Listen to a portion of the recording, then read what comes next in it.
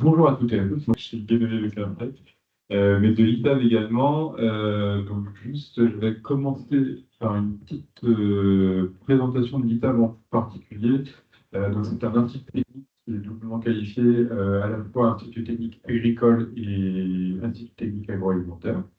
Euh, qui a donc pour mission notamment de produire de la connaissance sur l'agriculture biologique en général, l'agriculture et l'alimentation biologique, de diffuser et de partager cette connaissance, et puis d'accompagner des décideurs.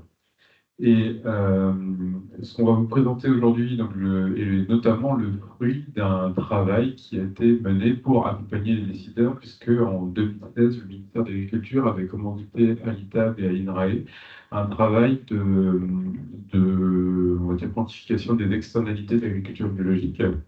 Donc, ça a constitué une grande revue de la littérature sur le sujet. Donc ce travail était produit en 2016 et donc l'année dernière, la science avançant, il y a une mise à jour en gros de ce travail qui a été fait. Euh, il a porté notamment sur les questions de sol, de biodiversité, de climat et de santé. Et donc, je vais passer la parole à Bastien, qui est l'expert sur le sujet et qui vous fera un panorama de l'ensemble de ces sujets, sauf le sol qu'on n'abordera pas aujourd'hui. Voilà. À toi la main, Bastien. Bonjour, merci Guédolé pour l'introduction.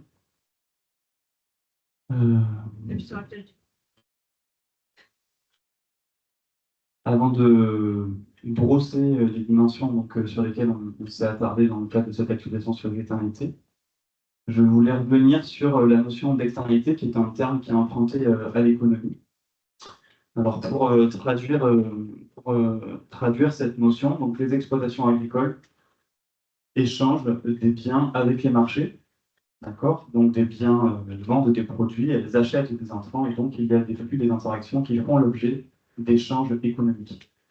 Mais ces exploitations, elles ont aussi une influence sur d'autres agents de leur environnement, tant qu'aucune des deux parties ne perçoivent ou ne payent de compensation monétaire.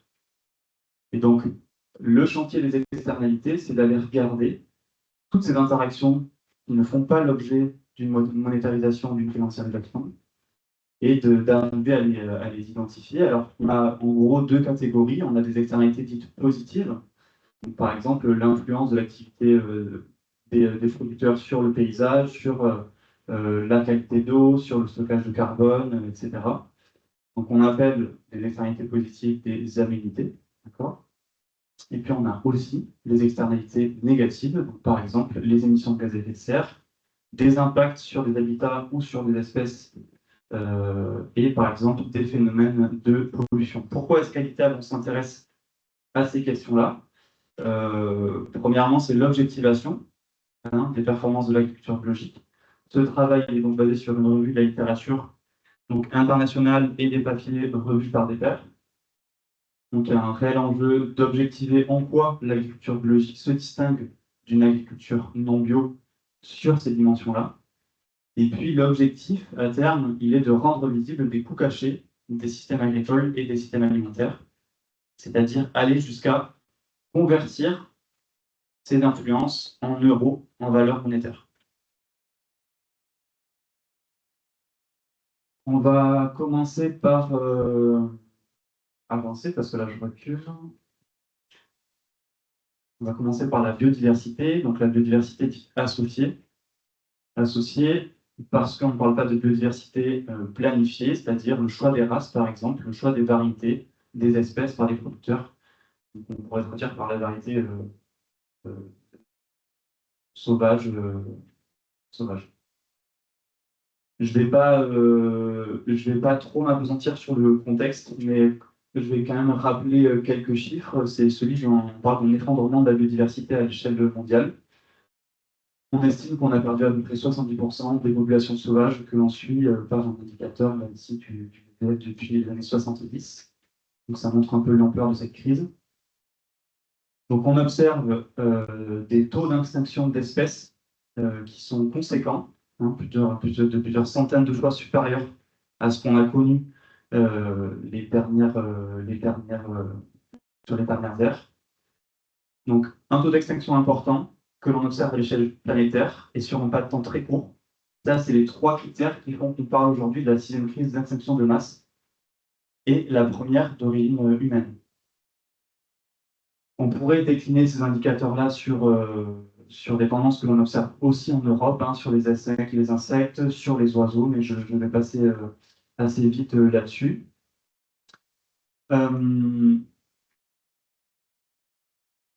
Pourquoi on observe ces déclins de biodiversité à l'échelle planétaire? Alors, il a été identifié depuis 2005 5 facteurs dits directs impliqués dans ces effondrements.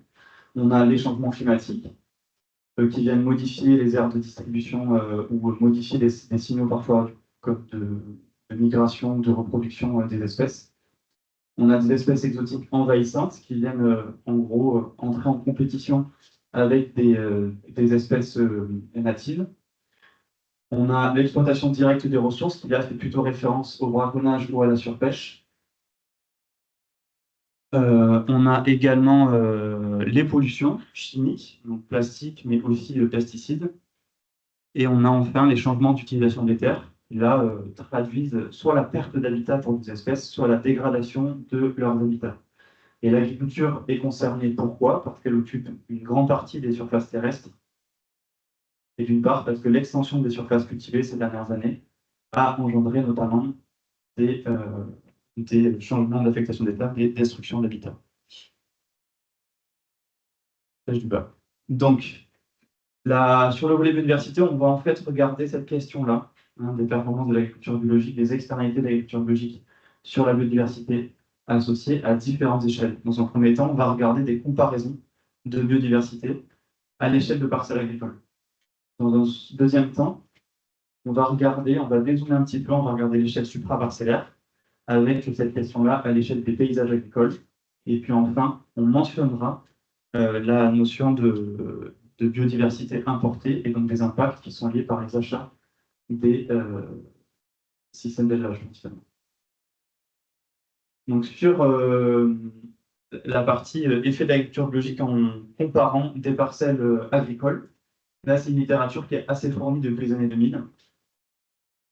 Donc on parle de méta-analyse, c'est-à-dire des espèces de supra-études qui viennent compiler un ensemble d'études primaires, avec chaque fois des points de comparaison sur un site entre une parcelle bio et une parcelle conventionnelle.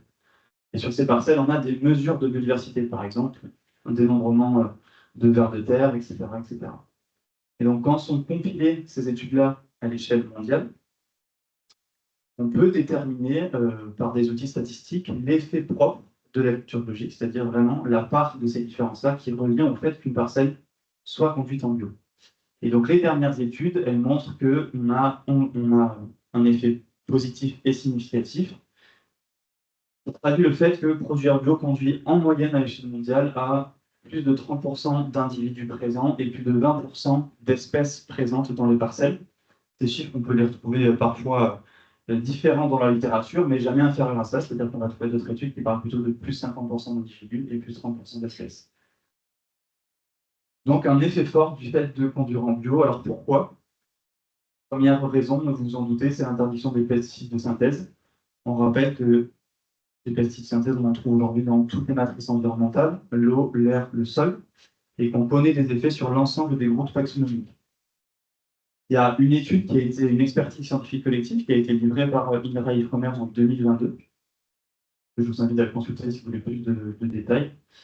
Et cette figure, elle est assez éloquente dans la complexité des effets des pesticides sur des organismes qui peuvent être à l'échelle d'individus, par exemple modifier des comportements reproducteurs, etc., jusqu'à des effets que l'on perçoit à l'échelle de population et même à l'échelle de communauté.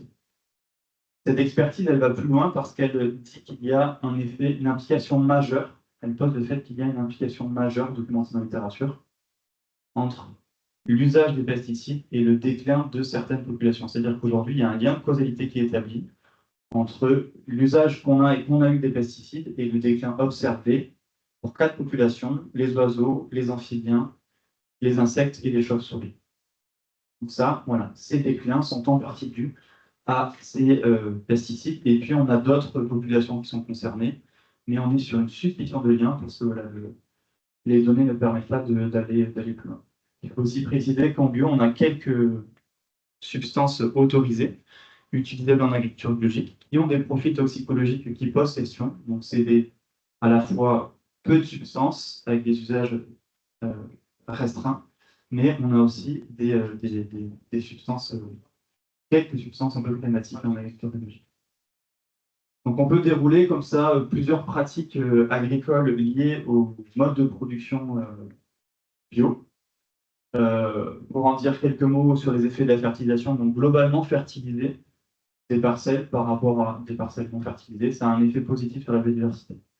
Mais par contre, et en plus, mobiliser des formes organiques plutôt que minérales a un effet positif, notamment sur l'abondance des vers de terre, l'abondance, donc le nombre d'individus de vers de terre, le nombre d'individus de nématodes, le nombre d'espèces de nématodes, et globalement sur l'activité microbienne des sols. Et puis, on a des pratiques dites induites qui ne sont pas inscrites dans la réglementation, mais que l'on peut prêter au fait de produire en bio, par exemple l'intensité du travail du sol, hein, surtout en culture pérenne, qui est plus fréquent en bio qu'en conventionnel. Et ce travail du sol, il a globalement un effet négatif sur le nombre d'arthropodes et sur le nombre d'espèces de vers de terre. Et puis enfin, on a une autre famille de pratiques qui concerne la diversification végétale à la parcelle. Alors là, ça va concerner par exemple le fait d'avoir des mélanges variétaux, des mélanges variétaux, le fait d'avoir par exemple de l'agroforesterie, des haies, des rotations, des légumineuses dans les rotations. Et toute cette famille-là, elle a un effet important sur la biodiversité, plutôt positif. Nous, le seul lien qu'on peut faire avec l'agriculture biologique, c'est par les différences de rotation en grande culture entre des pratiques bio et conventionnelles, des rotations qui sont plus longues, plus diversifiées, mais surtout qui intègrent plus fréquemment des purines. Depuis ce travail-là, l'INRAE a conduit également, et Ifremer aussi, ont conduit une étude qui a visé à regarder à quel point les labels agricoles et de la pêche et de l'aquaculture étaient différents ou plus pertinents, plus ou moins pertinents par rapport à la biodiversité. Donc, les auteurs ont procédé un petit peu différemment. Ils ont listé en fait des pratiques qui ont un effet important sur la biodiversité, sur la base de la littérature. Et juste ce que je voulais souligner, c'est que 3 labels bio, c'est-à-dire la réglementation bio européenne, Nature et Progrès et Déméter, donc la réglementation bio et les labels de puce, sont les cahiers, sont les réglementations, les cahiers des charges qui à la fois ont le plus de mesures ambitieuses et obligatoires. Alors, il faut bien voir que là, on parle de pourcentage. On a parlé de plus de 30%, etc. Mais on ne sait pas si on parle d'oiseaux, on ne sait pas si on parle d'adventices, on ne sait pas si on parle de parcelles en vigne, en grande culture. Et donc, je voulais introduire un peu la notion de modulateur d'effet derrière ces pourcentages, en prenant l'exemple de la biodiversité du sol. Cette figure, on va la prendre tranquillement. C'est une figure qui est issue d'une méta-analyse par une équipe française de Lyon, qui en fait éclate toutes les données comparatives bioconventionnelles disponibles dans la littérature et ont regardé la biodiversité du sol. Plus les points sont gros, plus il y a de données. D'accord? Donc suivez-moi. Plus les points sont gros, plus il y a de données. Et puis, ces données, on les répartit selon les espèces que l'on observe. Les bactéries, les champignons, les vers de terre, les macroarthropodes, les microarthropodes et les nématodes. Et le total des micro-organismes. Et donc, comme ça, on voit par exemple que, en fait, on est sur beaucoup d'études qui regardent les champignons et les nématodes, et que les vers de terre, dont on entend parler très souvent, dans les comparaisons bioconventionnelles, ressortent très peu dans la littérature internationale. Troisième info, la couleur. La couleur, elle traduit justement, est-ce que ces données ont été réalisées sur des sols en arboriculture, dans des vergers, dans des sols de grande culture, de maraîchage, de viticulture en violet, ou en prairie permanente. Ce qu'on voit, c'est que les données sont dominées par des échantillons qui sont prélevés en grande culture. Et puis enfin, quel indicateur a été choisi pour comparer les parcelles bio et conventionnelles? Est-ce qu'on a compté des individus? C'est ce que traduit l'abondance. Est-ce qu'on a compté le nombre d'espèces? Ou est-ce qu'on a regardé des indicateurs de fonctionnement, par exemple des niveaux d'activité dans le sol? On va prendre un exemple pour illustrer l'enjeu de cette diapo, c'est sur les vers de terre. On voit par exemple, les dernières infos, plus on est à l'extérieur du cercle, plus l'avantage est significatif et donné aux parcelles conduites en bio. Quand on est à l'intérieur, c'est que les données en conventionnel présentent de meilleure biodiversité que les parcelles conduites en bio. D'accord? Quand on est sur le rouge, c'est qu'on est un peu équivalent. Donc on voit qu'on a beaucoup de données jeunes, plutôt issues de grandes cultures. On voit qu'on a globalement beaucoup plus de données qui donnent un avantage à l'agriculture biologique. Et ce qu'on voit quand on regarde les vers de terre, donc c'est surtout des données qui comptent des vers de terre, c'est qu'on a plutôt un effet positif significatif pour la bio en grande culture, plutôt un effet au conventionnel en vigne. Pourquoi, d'après vous? Travail du sol, exactement. En fait, en grande culture, on n'aurait pas de différence significative entre la manière dont on travaille un sol, c'est-à-dire qu'il n'y a pas suffisamment de différence en termes de pratique pour que ça ait un impact sur les vers de terre. Tandis qu'en vigne, on n'a pas de levier chimique pour gérer l'interrant et le couvert, et on a un retour accru qui est par ailleurs documenté au travail du sol. D'accord? Donc ça veut dire que derrière ces pourcentages, il faut rester vigilant aux espèces que l'on regarde, il faut rester vigilant aux productions sur ces parcelles et aux écarts de pratique que ça implique derrière. On va maintenant dézoomer un peu, regarder ce qu'on peut dire à l'échelle supraparcellaire. Dans les paysages agricoles, on a des sortes de mosaïques. On peut dissocier des parcelles cultivées et des haies, des bosquets, des mares, plein de choses. Pourquoi est-ce que c'est important pour la biodiversité de regarder au-delà des surfaces cultivées? Alors ici, c'est une étude qui a regardé dans 200 fermes en Europe où se trouvaient les espèces. Donc elles ont compté des espèces à l'échelle de ferme.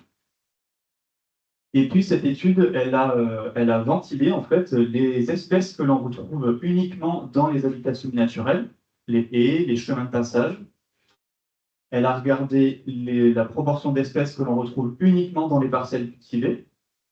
Et elle a regardé le nombre d'espèces que l'on retrouve à la fois dans les parcelles cultivées et à la fois dans ces éléments semi-naturels. Ce que montre cette étude, c'est qu'à l'échelle de ferme, on a près de 50% des espèces qui ne sont que dans ces éléments semi-naturels. D'accord? Donc ça montre à quel point la présence de ces éléments semi-naturels est cruciale quand on sort un peu de la parcelle. Donc ça nous questionne en bio, parce qu'on n'a pas d'études et on a très peu d'hypothèses qui nous permettraient d'affirmer qu'on a plus de haies dans des fermes bio que des fermes conventionnelles.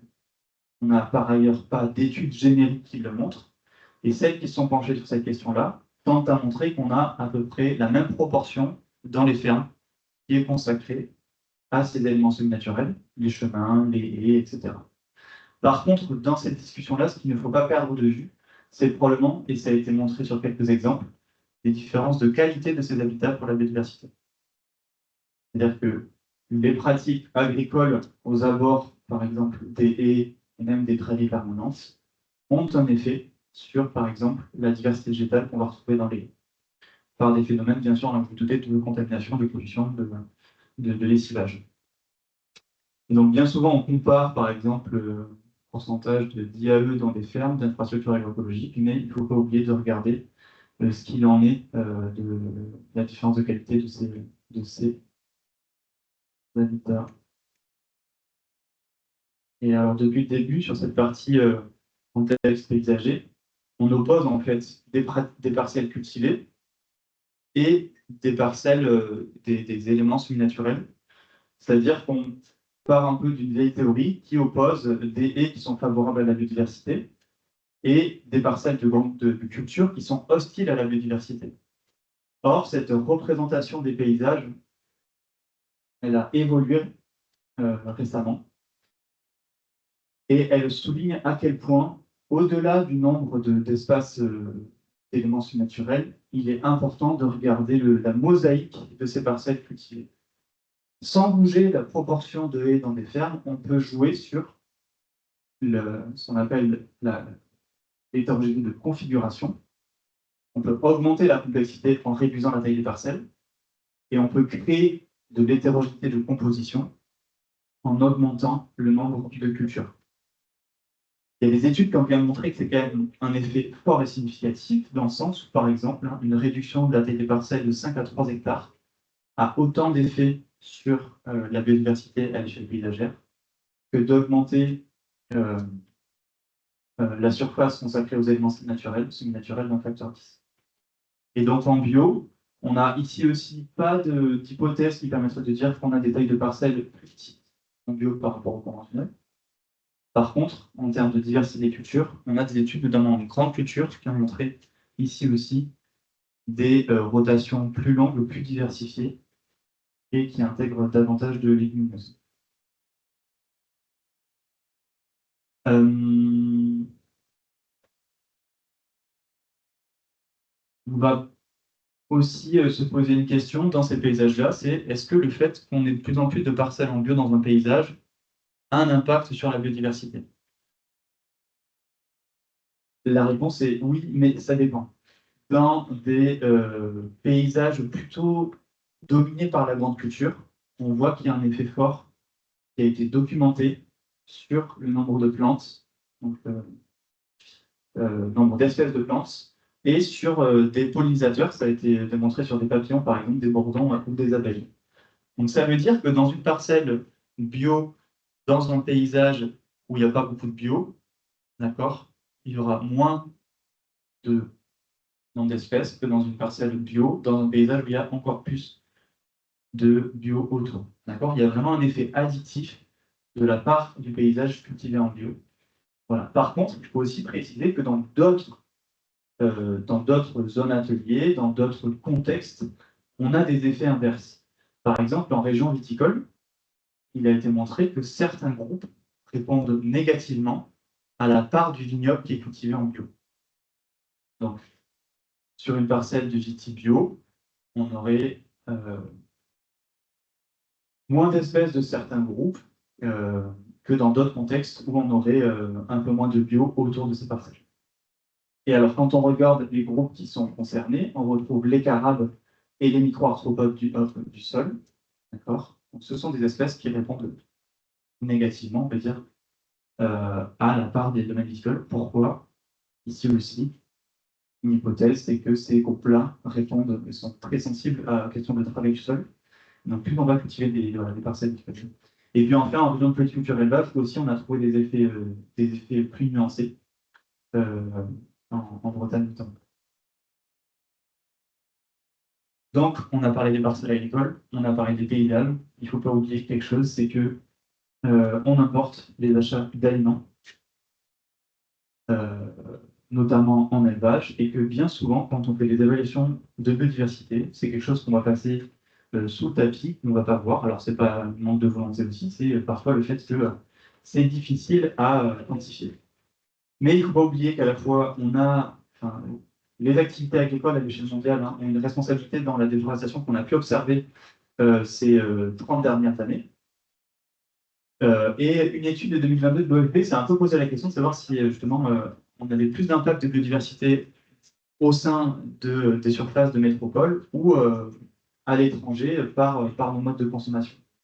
Et cette étude, elle pose le constat suivant: plus de 90% des impacts de nos modes de consommation, de nous Français, ont lieu à l'étranger. Alors ce 90%, il est à prendre avec des pincettes, puisque ça dépend beaucoup des méthodes. Mais il faut aussi rappeler en bio qu'on a des pratiques réglementaires qui nous laissent penser que ces impacts sont réduits en agriculture biologique. On a des niveaux d'autonomie plus importants, on a des aliments qui doivent être bio à 95% ou 100% des rations animales, et puis on n'importe pas de soja bio du Brésil notamment. On a d'autres pays. Donc ça ne veut pas dire qu'il n'y a pas d'impact, ça veut dire qu'on ne les connaît pas, ça veut dire qu'en tout cas ces impacts ne sont pas ceux qui ont lieu depuis 30 ans au Brésil. Quelques messages clés: la biodiversité, c'est pas simple, mais c'est un enjeu préoccupant. Pourquoi c'est pas simple la biodiversité? Parce que c'est pas comme le climat, où on a des tonnes équivalent CO2. En biodiversité, on est confronté à la question des indicateurs que l'on choisit. On peut compter des individus, des espèces, des niveaux d'activité, on peut la regarder à différentes échelles. Et donc, ça rend cette dimension particulièrement complexe à évaluer. Néanmoins, l'actualisation, elle montre que plus les connaissances avancent, plus en fait, on renforce des constats établis sur les effets bénéfiques de l'agriculture biologique. Euh, Avec, vous l'avez vu quand même, hein, des modulations d'effets qui se précisent. Et donc, sur cette question de la biodiversité, retenez aussi que la question n'est pas toujours de bio ou pas bio. On a vu que sur cette question des éléments semi-naturels dans les fermes et leur importance dans les paysages, hein, on n'a pas de contraintes réglementaires et donc, collectivement, on doit aller plus loin, bio ou pas bio. Et donc, cette quantification, elle est complexe. On fait un effet global positif de l'agriculture biologique, mais on voit que cette quantification, elle est sensible à plusieurs choses. Elle est sensible au groupe taxonomique que l'on va observer. Elle est sensible à l'écart de pratique bioconventionnelle, avec l'exemple de la vie sur du sol par rapport à une culture. Et enfin, elle est sensible au contexte paysager autour des parcelles agricoles.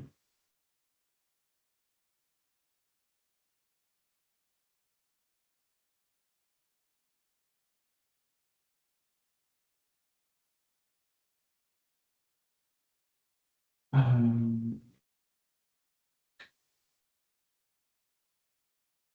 Je vais passer à la question des effets sur la santé humaine.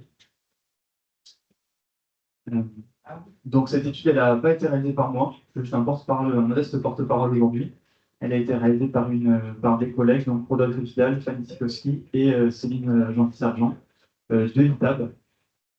Et donc, on va parler des effets de l'agriculture biologique sur la santé humaine. Pour traiter cette question-là, on va regarder déjà au niveau de l'amont agricole, c'est-à-dire l'effet de l'interdiction des pesticides de synthèse sur la réduction de l'exposition pour différentes catégories de la population. Les professionnels, les riverains. On ne va pas aborder la question des populations sensibles. On va ensuite regarder les bénéfices nutritionnels directs, donc les différences de qualité nutritionnelle des aliments bio par rapport aux aliments conventionnels. Et puis, enfin, ce qu'on peut dire des bénéfices santé à l'échelle des régimes agricoles.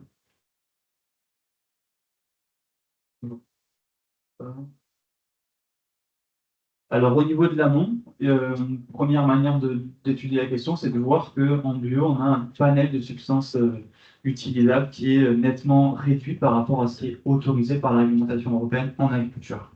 Sur près de 300 substances actives autorisées en Europe, hein, la réglementation bio n'autorise que 71 substances pour des parcelles produites en bio. Donc déjà, on a un arsenal qui est réduit.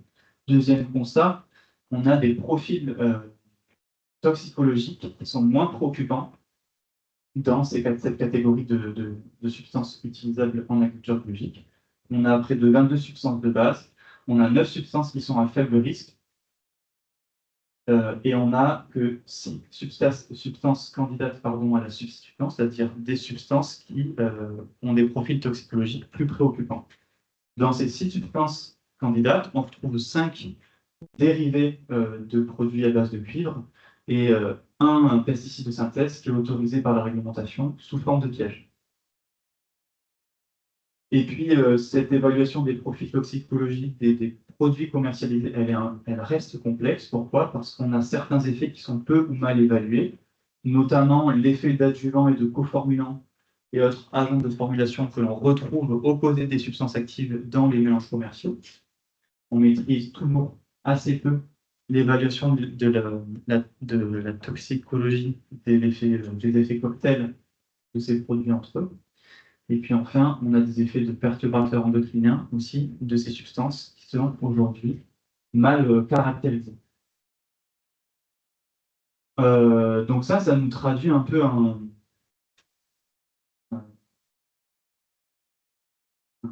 dangerosité des substances. Et puis, on va parler maintenant des impacts des pesticides sur la santé pour différentes catégories de la population, et notamment les professionnels. Avant de parler de ça, il faut rappeler que globalement, la catégorie des professionnels agricoles est en meilleure santé que la population générale. Quand on regarde ici avec les langages agricans, les, la prévalence ou pas de certains types de cancers des agriculteurs par rapport à la population générale, tout ce qui est en bleu sont des cancers qui sont moins fréquents chez les agriculteurs que par rapport à la population générale. Par contre, on observe pour cette catégorie-là une prévalence de certains cancers. Euh, de certains cancers. Donc, on sait qu'on a des molécules dangereuses, et puis on essaie de faire le lien jusqu'aux pathologies. Qui fait ce lien? C'est l'INSERM, à travers une expertise scientifique collective de 2013 et de 2021, qui en fait va établir ce lien selon un niveau de preuve, c'est-à-dire que pour certaines pathologies, on est plus ou moins capable de faire le lien avec les pesticides. Et donc, voilà, ce document permet d'établir un lien entre une pathologie et soit une substance active, soit une famille de molécules. D'accord? Cette gradation de lien, elle a lieu à 3 niveaux. On va parler que des principales, des présomptions fortes et modérées. Donc, pour les professionnels agricoles, on a 13 présomptions fortes d'un lien entre être exposé aux pesticides et l'apparition de 6 pathologies. Parce que pour une pathologie, on peut avoir des présomptions qui concernent plusieurs substances actives. Donc, les professionnels agricoles, ils sont exposés par des voies orales, par des voies cutanées, par inhalation et aussi par l'alimentation. Et donc, on a une présentation forte qui est établie pour le lymphome non-hodgkinien, pour le myélome multiple, pour le cancer de la prostate, pour la maladie de Parkinson. Et ces 4 pathologies-là sont inscrites donc, au tableau des maladies professionnelles de la MSA, notamment grâce à cette expertise collective. Et puis, on a aussi des pathologies qui sont établies dans la dernière mise à jour de 2021 sur l'apparition de troubles cognitifs et des pathologies liées à la santé respiratoire. Et puis enfin avec un niveau de preuve un peu dégradé, des présomptions modérées, on retrouve 49 présomptions modérées, entre certaines pathologies et le nombre soit de substances actives, soit de familles de molécules. Pour une deuxième population que sont les riverains, donc là, notre travail s'inscrit avant les résultats des travaux d'enquête de l'étude de Pestirive, qui a été assez médiatisée, je crois qu'elle est parue il y a un mois à peine, qui confirme le fait que des personnes qui vivent à proximité des parcelles cultivées, en particulier de parcelles viticoles, ont une exposition plus importante aux pesticides. Donc ça se retrouve avec des mesures de résidus dans les biomarqueurs, dans les urines, dans le sang, dans les cheveux, etc. Donc ça confirme que quand on est plus près des lignes, on est plus exposé. Bon. Par contre, pour le lien entre cette exposition et l'apparition de pathologies, on a quelques études qui ont démontré soit un faible surrisque de leucémie aiguë lymphoblastique chez les enfants qui habitent dans des zones fortement viticoles. Et puis, on a une autre étude qui a associé la densité viticole avec l'incidence de leucémie aiguë. Ici aussi, dans des paysages viticoles. Pour la population générale, donc vous et moi, notre voie d'exposition aux pesticides, elle est liée à l'alimentation, donc par voie orale. Et là aussi, il a été démontré que manger bio est un moyen de diminuer l'exposition aux pesticides de synthèse pour les consommateurs. Ça a été notamment démontré par le fait qu'on retrouve moins de métabolites de pesticides dans les urines de consommateurs. Ça, c'est une conclusion d'une cohorte bionutrinette que l'on verra un peu plus en détail après. Alors, quand on regarde les aliments bio, qu'est-ce qu'on retrouve dans les aliments bio? Donc, globalement, à l'échelle européenne, les échantillonnages réalisés à l'échelle européenne montrent que 42% des aliments analysés contiennent un ou plusieurs résidus quantifiables de pesticides. Quand on regarde les aliments bio, on voit que 83% des aliments bio n'ont pas de résidus quantifiables détectés. D'accord? Ça veut quand même dire que dans 17% des aliments bio, on retrouve des résidus de pesticides, d'accord, à des seuils quantifiables. Donc on va regarder qu'est-ce qu'on retrouve dans ces 17% d'aliments bio. Eh bien, pour 90% de notre échantillon contiennent des résidus quantifiables, on retrouve du cuivre. On retrouve du cuivre, donc à des doses inférieures, on retrouve du cuivre.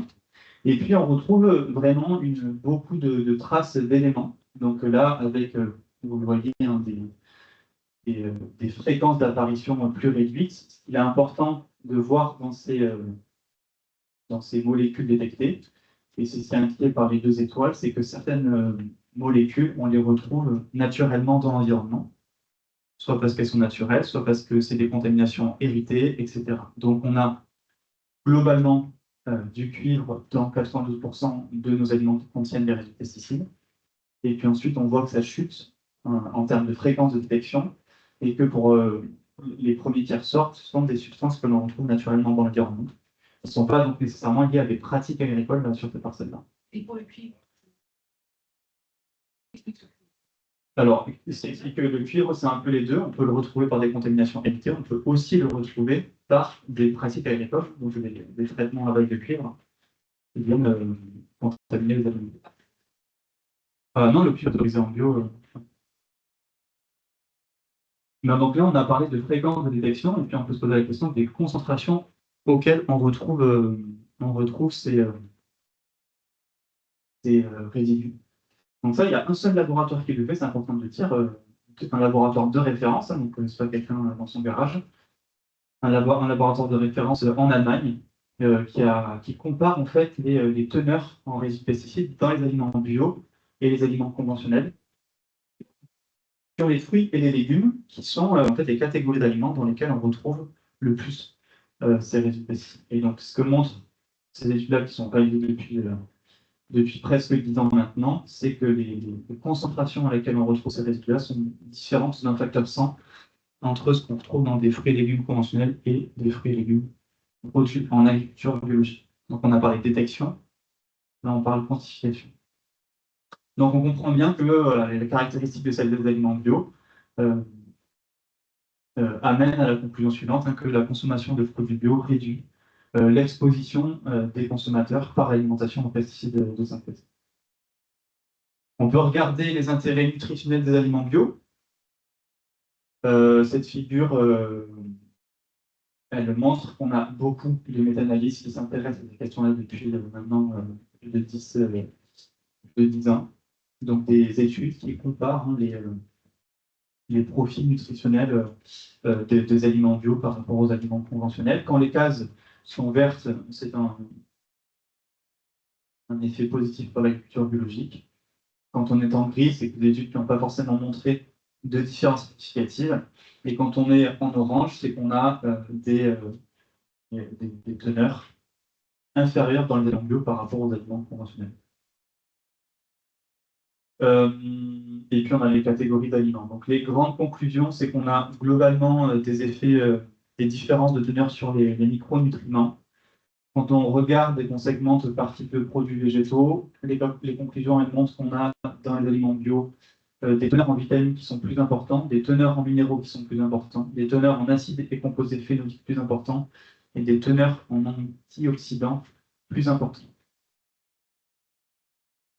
On a des études qui font le lien entre pourquoi est-ce qu'on trouve ça dans les produits bio et les pratiques agricoles, et l'explication qui émerge, c'est une question de stress en azote et de stress en eau plus important en bio dans ces études-là, qui conduirait à ces teneurs améliorées pour les aliments conduits en bio. Et puis, pour les questions des produits animaux, on observe une amélioration de la teneur en oméga 3 dans les produits bio, une amélioration du ratio oméga 3 oméga 6, et puis une réduction de la teneur en acides gras saturés dans les aliments bio animaux, ce qui globalement peut s'interpréter par une amélioration du profil en acides gras de ces productions. Ici aussi, on a des liens avec les conditions de production, qui sont plutôt liées aux conditions d'élevage, c'est-à-dire la pratique du pâturage et ou de l'alimentation à l'herbe, d'un élevage plutôt extensif et la pratique du plein air. Donc ces pratiques-là expliqueraient ces intérêts nutritionnels. Maintenant, on est vraiment à l'échelle des aliments. Donc on va maintenant s'intéresser à la notion de régime alimentaire. Et donc globalement, la question, de tenter de répondre à la question, est-ce que manger bio diminue le risque d'apparition de certaines pathologies?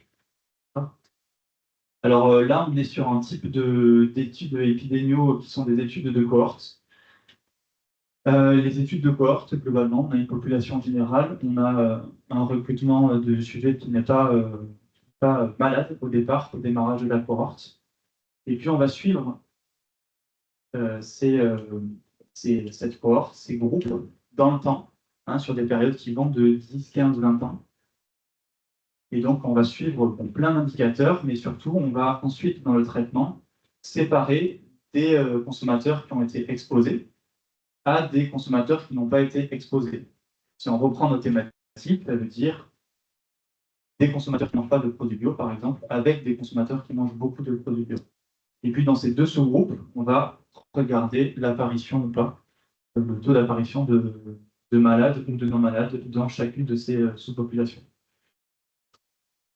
Et l'idée, c'est d'arriver, l'objectif, c'est d'arriver à définir l'effet propre de l'exposition sur l'apparition d'un risque de développer une pathologie.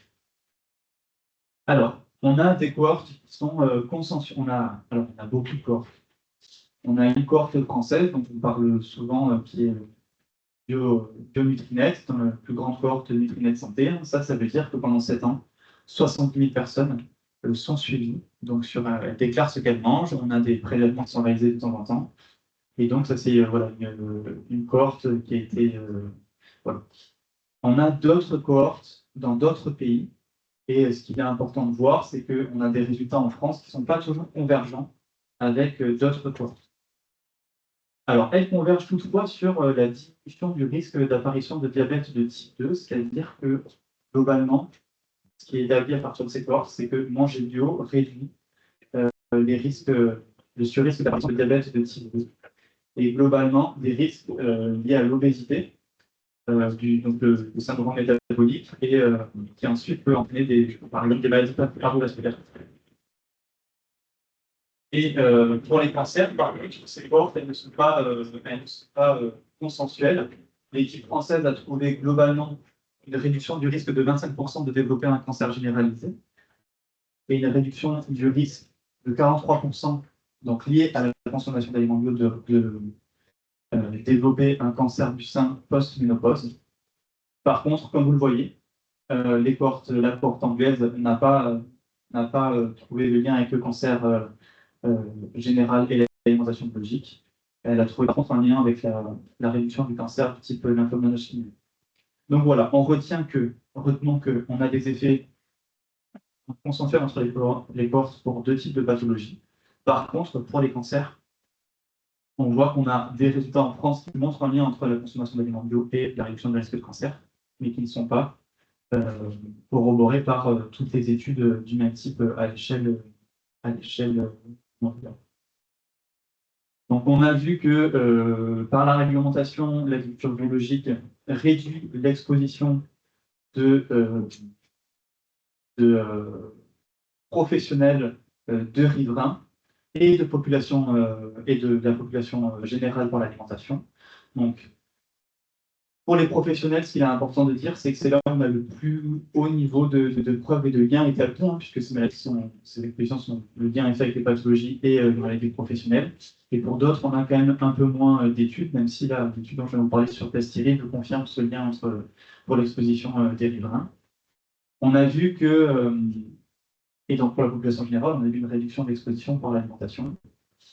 On a vu ensuite que les aliments bio ont des profils nutritionnels différents et améliorés par rapport à des produits conventionnels dans les grandes catégories, production végétale, production produits animaux.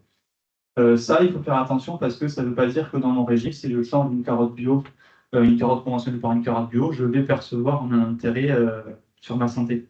D'accord, c'est vraiment la question nutritionnelle se traite à l'échelle des régimes. C'est avant tout le régime qui donne ces bénéfices-là. Et puis, sur l'alimentation bio, on a beaucoup parlé du fait que les aliments bio avaient des résidus de pesticides différents par rapport en fréquence et en quantité par rapport aux aliments conventionnels. Et je n'ai pas parlé d'autres sujets sur lesquels il faut aller consulter le rapport, regarder d'autres présentations sur aussi des teneurs, des hypothèses sur moins d'additifs, moins d'antibiotiques, moins de cadmium. Donc il y a aussi autre chose que l'on peut regarder dans les aliments bio que les teneurs en résidus. Et puis on a vu qu'on avait des risques que manger bio permettait de réduire l'apparition de certains risques, pour certaines pathologies, mais on voit que pour les cancers, comme on l'a vu, on n'a pas de consensus.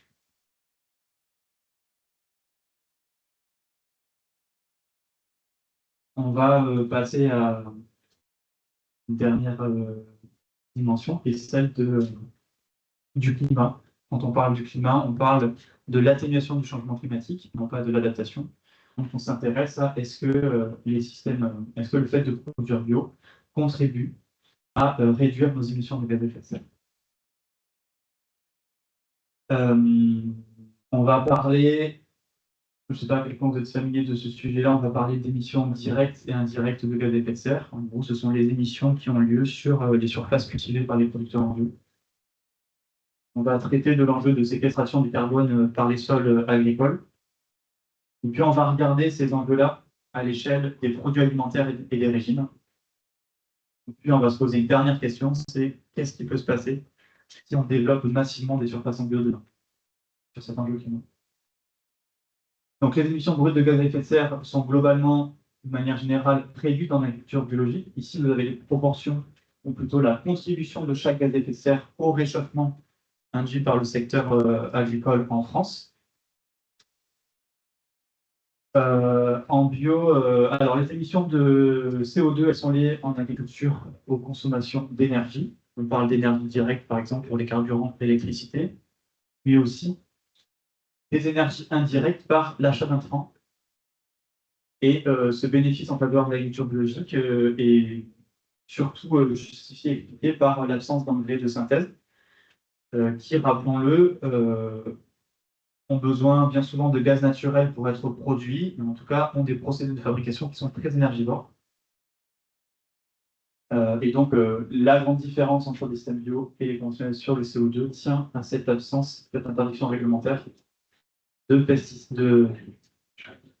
d'engrais minéraux. Concernant les émissions de protoxyde d'azote de N2O, en agriculture, elles sont liées aux pratiques de fertilisation. Et précisons aussi qu'elles sont variables selon les contextes pédoclimatiques. Par exemple, la teneur en eau des sols peut impacter ou expliquer des émissions de protoxyde d'azote assez différentes entre les systèmes. Les grandes lignes en agriculture biologique, c'est à la fois 3 facteurs qui justifient des émissions de protoxyde d'azote réduites en bio. Les doses totales d'azote sont réduites en agriculture bio par rapport en agriculture conventionnelle. Pour apporter de l'azote, on a un recours qui est plus fréquent aux légumineuses, d'accord, qui sont moins émettrices que, par exemple, des engrais fumiers, des engrais d'urée, etc. Et enfin, à quantité égale, les matières organiques émettent moins de protoxyde d'azote que des engrais minéraux. Alors la question du méthane, qui quand même, rappelons-le, occupe 50% des émissions du secteur agricole. Donc, les émissions de méthane sont liées à la fermentation, principalement la fermentation entérique des ruminants. C'est un processus naturel méthanogène. On a assez peu d'éléments qui permettent de distinguer les systèmes bio et les systèmes d'élevage conventionnels. Mais d'un point de vue des rations et donc des émissions journalières par les bâtiments, on peut quand même penser que la réglementation biologique est plutôt défavorable sur ce poste d'émission-là, puisqu'elle soutient des rations à base de fourrage grossier, qui sont à l'origine des émissions de méthane. Au global, quand on combine des bilans qui sont réalisés à l'échelle de fermes en France, et qu'on exprime des émissions brutes, toujours donc, sans tenir compte du stockage, on exprime ces émissions brutes par hectare, on retient que les ateliers dédiés à la production les ateliers de grande culture ont des émissions brutes de gaz à effet de serre réduites et de manière importante, de l'ordre de 50% par rapport à des parcelles conduites en agriculture conventionnelle. Et pour les ruminants, toujours exprimés par hectare, on a des réductions, mais qui sont plus modestes, de l'ordre à 10 à 20% de moins pour des ateliers d'élevage conduits en bio par hectare.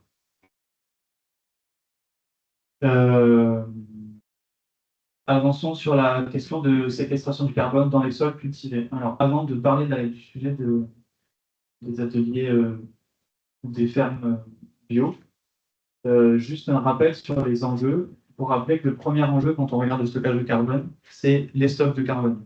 Le premier enjeu, c'est le maintien des stocks.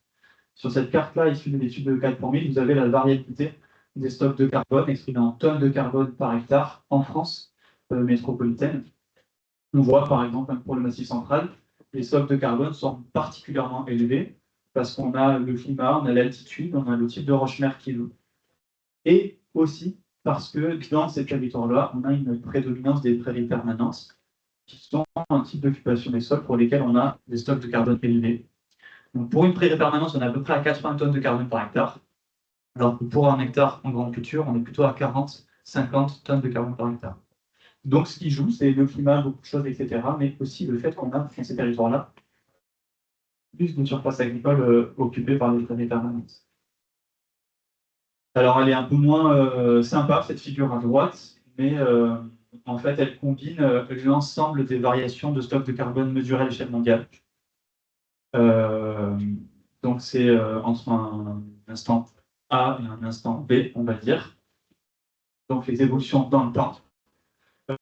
Ici, vous avez plutôt des pertes. Donc pour chaque point, on a une perte de carbone dans le temps. Et ici, on a une augmentation du stock de carbone dans ces échantillons-là. Et toutes ces données mesurées à l'échelle mondiale, elles ont été ventilées selon 3 effets. Les effets des changements climatiques, les effets de la mise en place de pratiques stockantes. Donc en gros, on ne change pas l'occupation, ça reste une grande culture, mais on va mettre en place certaines pratiques. Et ici, on a le changement d'affectation des sols, c'est-à-dire qu'on convertit, par exemple, des zones humides en culture, des prairies en culture, des forêts en culture, des forêts en prairies, etc., etc. Cette figure, elle illustre le fait que la grande partie des pertes de carbone par les sols agricoles, elle est due à des changements d'affectation des terres. C'est-à-dire qu'aujourd'hui, la grande partie des émissions de gaz à effet de serre par les sols agricoles pour le stockage du carbone, c'est lié au fait qu'on détruit des forêts, qu'on détruit des prairies ou qu'on retourne des zones humides. D'accord? Donc ça montre que c'est vraiment le premier enjeu. Et puis le deuxième enjeu, pour par exemple des grandes cultures qui restent en grande culture, c'est d'arriver à changer des pratiques pour améliorer le stockage de carbone par les sols. Donc globalement, les sols de grande culture en France sont plutôt des sols qui vont émettre du carbone. Pourquoi? Parce qu'à l'origine, il y avait une forêt. Bien souvent, à l'origine, il y avait une prairie permanente. Et donc, on a un stockage tendanciel en France qui est plutôt sur une perte de ces stocks de carbone. Il est possible de renverser la tendance, en quelque sorte, par la mise en place de pratiques qui nous permettent d'aboutir à un stockage additionnel, c'est-à-dire parce qu'il serait passé si on n'avait pas mis la pratique par rapport à alors, ces pratiques additionnelles sont bien documentées. On peut parler de plantation de linéaires de haies, en particulier en grande culture, d'insertion de couverts, la couverture d'intervents en vigne, l'agroforesterie. Donc, toute cette famille de pratiques-là, ce qu'il faut retenir, c'est ce qui joue, c'est le fait de faire entrer du carbone dans les systèmes, par les feuilles, par les branches, par les racines, etc. Oui.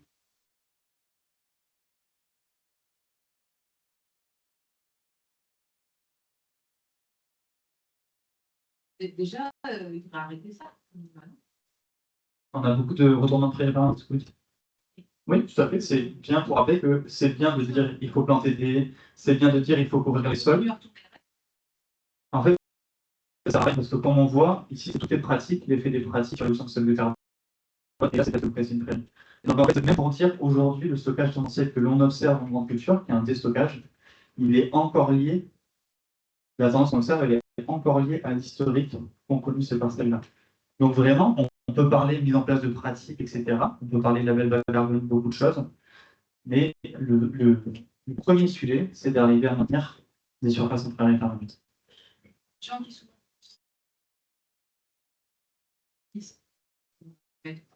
Oui, ça aussi. Et donc, de toute façon, on reconstitue le stock de carbone, est-ce qu'on peut répondre à ça?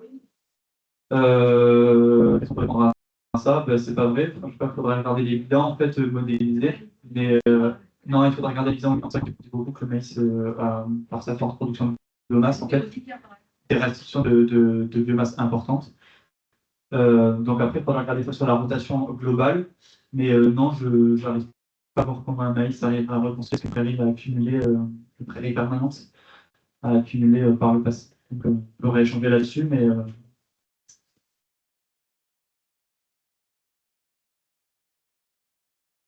peut-être mobiliser le carbone, mais Il y a des stockages. voilà, il y a des stockages. De toute façon, ça rentre dans le cycle. oui, je sais. Le stockage est terminé. On pourra revenir sur. Bastien, Ben, j'ai vu, il y a un peu décalé 10 minutes, un petit peu, 5 minutes. Là, il est quelle heure? Je vois que mes collègues sont Là, il est pas 11 heures. arrivés, donc. Ah oui, très bien. Ouais, nickel, ça, Donc, qu'est-ce qu'on peut dire en bio dans tout ça? Donc, là, je ne vous ai pas remis j'ai un peu allégé ce diapo-là, mais bon, il y avait des graphiques sérieux à côté. Et pour vous dire que globalement, un peu pour la diversité, c'est-à-dire que des comparaisons de parcelles bio conventionnelles par les niveaux de stock de carbone montrent que les parcelles conduites en bio ont des stocks de carbone qui sont supérieurs à leurs homologues conventionnels. Est-ce que c'est surprenant quand on y réfléchit? Ben, en fait, non, c'est-à-dire que ces parcelles conduites en bio, elles reçoivent des quantités importantes de fientes, de fumier, d'engrais organiques, d'accord, qu'on appelle les produits résiduaires organiques, qui contiennent du carbone. Là où en conventionnel, on va souvent avoir des apports isolés de NPK, par exemple. En bio, on a beaucoup d'engrais organiques qui contiennent du carbone. Et donc, ce qui se passe, c'est qu'en fait, en bio, on organise en fait un déplacement du carbone. On transfère du carbone dans les parcelles bio. Ce n'est pas le seul effet, parce que souvent, c'est un peu un biais qui est un peu dénoncé pour les parcelles conduites en bio. Il y a d'autres effets qui sont suspectés, enfin, pas suspectés, mais qui sont aussi liés aux différences de rotation entre des parcelles bio et des parcelles conventionnelles. On l'a dit, des rotations en bio, par exemple, les grandes structures sans élevage intègrent souvent des dernières ou des prairies temporaires, pour plein de raisons agronomiques. Et ces pluriannuels vont contribuer à des restrictions de carbone importantes, que ce soit par la biomasse aérienne, ce qui n'est pas récolté, et surtout par les réseaux racinaires qui restent dans le sol. Et ça conduit à des entrées de carbone dans les systèmes, dans les sols cultivés. Et puis, c'est aussi un terrain dans la littérature qui est assez émergent. Par exemple, en Suisse, il y a d'autres hypothèses qui émergent quand on compare, par exemple, des parcelles de blé bio et des parcelles de blé conventionnel. Et dans cette étude, dans une étude en Suisse, il a par exemple été montré qu'on a des biomasses racinaires qui sont différentes entre les parcelles bio et conventionnelles. Pourquoi? Donc, un total de biomasse racinaire. Donc, voilà, on pose toutes les racines de ce qu'on a dans une parcelle. Pourquoi? Parce qu'on a une contribution qui s'avère significative des adventices. En fait, ça peut paraître anecdotique, mais les mauvaises herbes présentes dans les parcelles constituent là aussi une entrée de carbone dans les sols cultivés. Donc, ce n'est pas juste anecdotique. Et puis, on a aussi une hypothèse quelque chose qui a été démontré plus récemment, c'est qu'en conditions d'azote minéral limitées, les racines vont se comporter différemment. Elles vont explorer plus le sol et elles vont mettre davantage d'énergie dans les racines, ce qui expliquerait que dans les parcelles bio, on a des biomasses racinaires différentes par rapport à des blés conventionnels.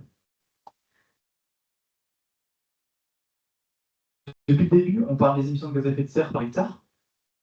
D'accord? Et quand on regarde des émissions de gaz à effet de serre ou des empreintes carbone par unité produite, on a des conclusions qui sont plus nuancées. Quand on compare bio et conventionnel. Ça, c'est un petit peu. Alors, on est sur un autre type d'études, là, des méta-analyses de produits alimentaires évalués pour une analyse des cycles de vie. Et donc, on a des méta-analyses qui, là, vous voyez, tous les ans, font un peu le point de où est-ce qu'on en est des produits bio par rapport au conventionnel, par rapport à l'impact du changement climatique. On retient globalement qu'en bio, on est en moyenne, c'est ce que donnait la dernière étude, sur du moins 40% d'émissions de gaz à effet de serre par hectare, toute production confondue, et l'ordre de moins 12% par unité produite. Donc cette dernière étude montre que même par unité produite, on serait plus performant en agriculture biologique. Mais ce qu'on voit, pour le coup, c'est un tableau un peu plus ancien, mais qui présente un peu mieux les données. Ce qu'on voit, c'est qu'on a des résultats qui sont très variables selon les filières. Qu'on a des variations en filière et qu'on a aussi des filières qui ne sont pas aussi documentées les unes que les autres. Donc on a un faible nombre d'études parfois qui se promènent sur certaines productions et qui mériteraient de creuser un peu ce concept. Donc on retient tout ça que, en fait, c'est pas parce qu'on met des émissions par unité produite, c'est-à-dire par kilo produit, par litre de lait, qu'on est moins bon en bio. Ça, c'est les dernières conclusions. Par contre, on voit que ces variables sont les productions. Et ça, c'est des questions qui animent un petit peu la communauté scientifique. Alors, il y a un travail assez singulier qui a été fait en France à partir de diagnostics laitières. Et donc là, ce sont des chercheurs qui se sont posés la question de, bon, dans le tableau d'avant, on a peu de données. On ne sait pas toujours à quoi on compare des systèmes bio, parce qu'on peut les comparer à des systèmes très extensifs conventionnels ou très intensifs conventionnels. C'est une des limites des comparatifs. Et puis, dans les études, parfois, on a prise en compte du stockage, etc. Donc là, ce qui a été fait, c'est que tous les classificateurs disponibles en France, c'était en 2013-2015, à chaque fois de comparer des fermes bio avec des fermes conventionnelles comparables, on pourra développer, et puis on construit une empreinte carbone en prenant en compte les émissions de gaz à effet de serre, les différents assolements. On voit plus de permanence dans les assolements des fermes bio. Est-ce que les fermes bio mettent en place davantage de pratiques stoppantes, comme l'insertion de prairies temporaires dans la rotation? Ce que montre cette étude, c'est que quand on s'arrête aux émissions brutes de gaz à effet de serre, donc on est en kilo équivalent CO2 par litre de lait, corrigé, et quand on fait un ratio en gros notre lait bio et notre lait conventionnel, on n'a pas d'écart significatif bio-conventionnel. Donc vous voyez que par unité produite, on n'est pas systématiquement pénalisé quand on est en bio. Comment évolue cette conclusion-là quand on insère d'autres compartiments, et notamment le stockage de carbone? Si l'on tient en compte du fait que les systèmes d'élevage n'ont pas la même proportion de la SAU qui est dédiée aux prairies permanentes, est-ce que ça a un effet dans la comparaison? Léger, mais non significatif.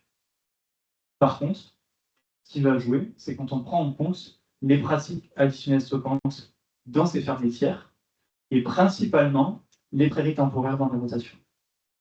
Donc on résume, quand on compare un litre de lait bio conventionnel, on s'arrête aux émissions brutes, il n'y a pas de différence significative. Quand on prend en compte le stockage de carbone, et en particulier l'effet des prairies temporaires dans la rotation, on arrive à un écart, une réduction de 20% en moyenne d'émissions du litre de lait bio par rapport au litre de lait conventionnel. Ça montre aussi à quel point la manière de compter les choses peut avoir un impact sur les conclusions qu'on peut tenir des systèmes de production. Alors, dernier, après j'arrête. Non, j'arrête, j'ai encore deux points. Et là, on passe à l'échelle des régimes alimentaires. Alors, c'est un message qui est peut-être un peu périlleux de rappeler ici, mais on le redit quand même, que quand on se place à l'échelle des régimes alimentaires, ce qui va jouer, c'est la consommation de viande dans les régimes alimentaires. Plus on réduit la consommation de viande dans les régimes alimentaires, plus l'impact carbone du régime alimentaire sera faible. J'ai parlé de cohorte tout à l'heure, mais il y a une cohorte en France qui est aussi intéressée à caractériser les régimes alimentaires chez des grands consommateurs de produits bio par rapport à ceux qui n'en consomment pas. Et ce qui a été regardé, ce qui a été observé, c'est que globalement, ceux qui consomment beaucoup de produits bio sont aussi des personnes qui végétalisent plus leur régime. Et donc, dans cette étude-là, il y a deux groupes qui sont comparés. Un groupe de consommateurs qui ne consomment pas de produits bio, et un groupe de consommateurs ou des grands consommateurs de bio, c'est-à-dire que près de 70% des aliments qui composent ce régime sont des aliments bio. D'accord? Et donc, il a été calculé l'impact carbone de cet écart de régime alimentaire entre les deux. Donc là, on est entre 0 à moins 50%. Et donc, quand on est de ce côté-là, c'est que ce groupe-là, d'accord, est meilleur sur les émissions de gaz à effet de serre que ce groupe-là.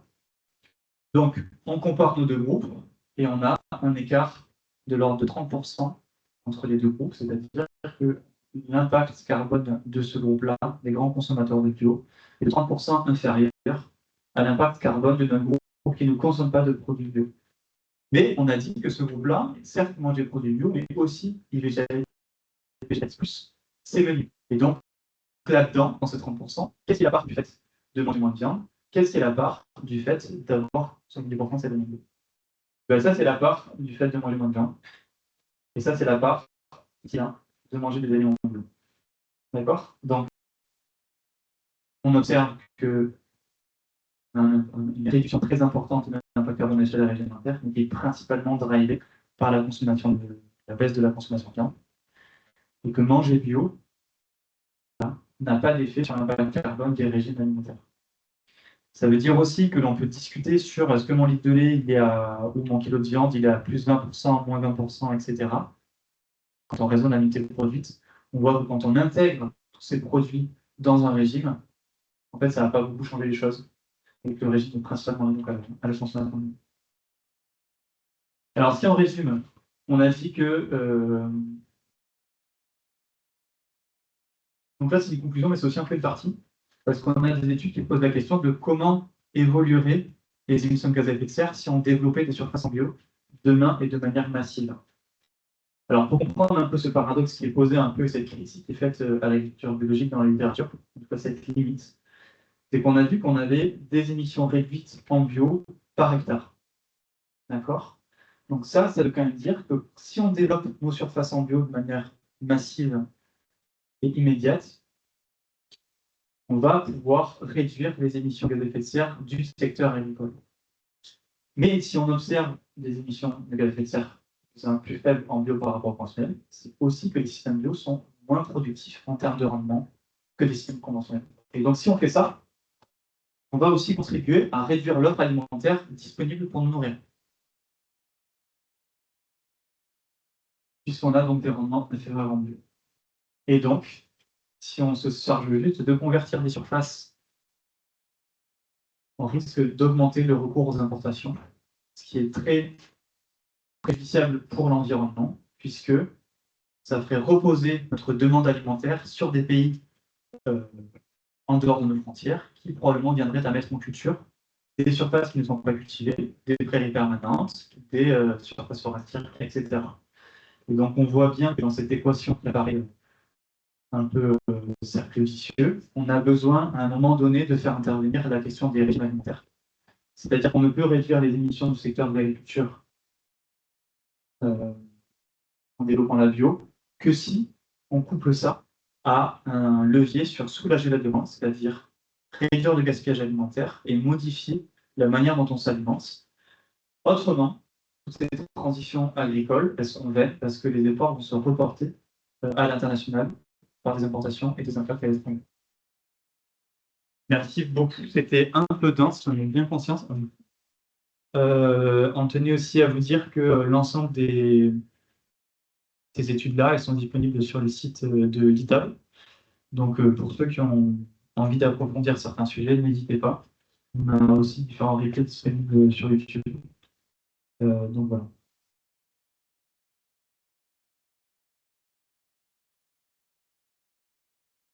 On va quand même prendre le temps de prendre une ou deux petites questions, si vous en avez.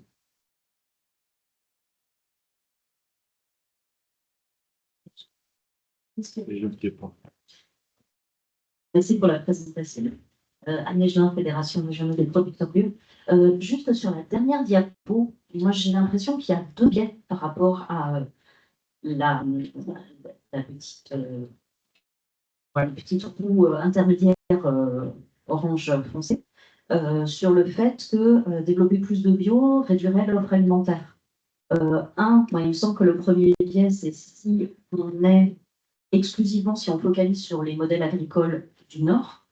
Or, la réduction de rendement, si on est sur l'ensemble des modèles agricoles à l'échelle de la planète, la différence, est-ce qu'elle est aussi marquée sur les systèmes moins intensifs du Sud ou plus alimentaires que l'on peut regarder ailleurs que dans le modèle hyper industrialisé du Nord? Ça, c'est le premier biais que je vois qui permettrait peut-être de nuancer un peu la conclusion.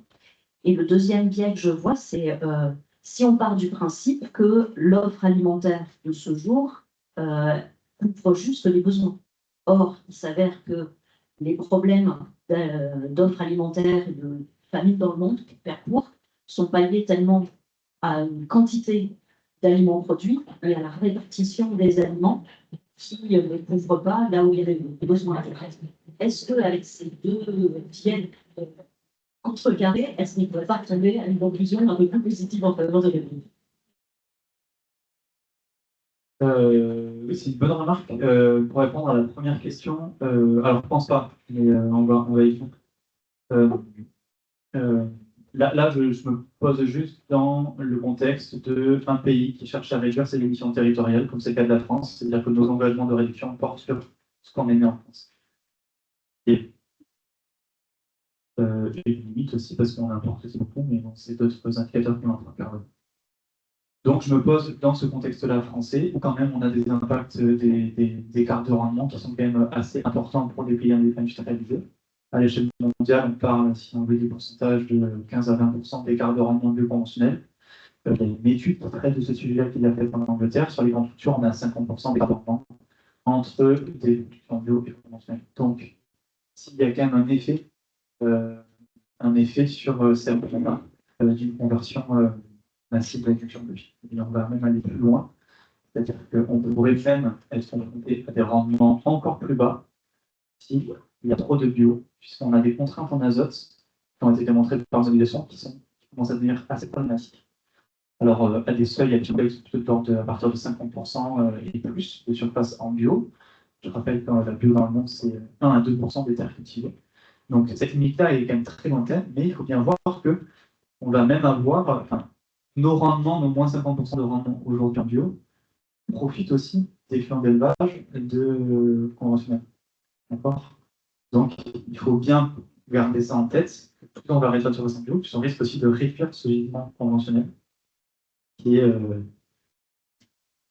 Et sur ta deuxième question, je suis tout à fait d'accord. C'est-à-dire qu'aujourd'hui, là, on a une approche d'alimentation qui est juste quantitative. Ça renvoie un peu à la définition de la sécurité alimentaire, qui est bien plus globale, qui est un accès physique. Et on peut aller même plus loin dans cette définition-là. Il y a aussi une notion de qualité sanitaire qui permettent à des gens de vivre en bonne santé.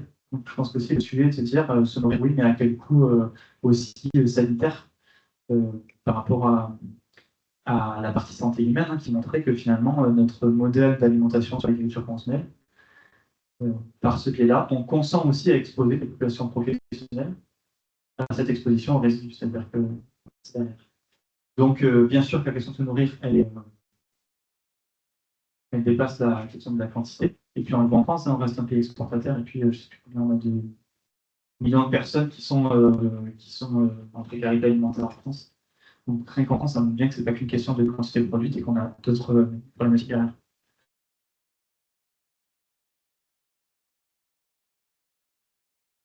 Merci. Donc, on va enchaîner avec un tout autre sujet. Merci Bastien, en tout cas, de nous présenter cette étude ici. Comme si elle a une petite ouverture d'esprit. Et du coup, on va enchaîner avec le panorama des systèmes bovins laitiers.